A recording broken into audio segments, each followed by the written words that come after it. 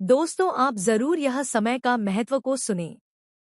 एक गरीब व्यक्ति कठिन परिश्रम के साथ एक अनाज की पोटली सिर पर रख झूमता जा रहा था। उस पोटली में एक छोटा सा सुराख था, जिससे धीरे धीरे अनाज के दाने गिरते गए, पर व्यक्ति अनजान रहा। लगभग बोरी खाली हुई तो उसका ध्यान गया। देखा तो पीछे दूर तक उसके मेहनत से कमाए दाने फैले पड़े थे। कुछ नजर आ रहे थे, कुछ धूल में सन दिखाई भी नहीं दे रहे थे।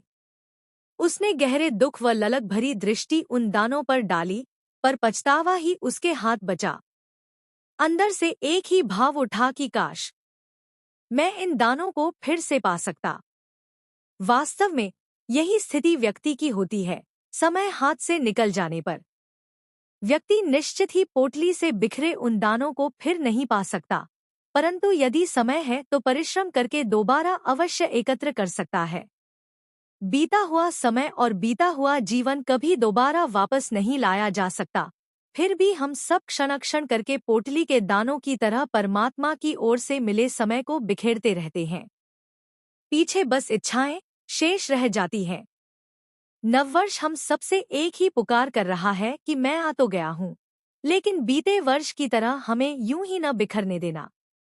विगत वर्ष जो कुछ भी हुआ, यदि कोई उन दिनों घटी घटनाओं का प्रत्यक्ष दर्शन करना चाहे तो यह असंभव है।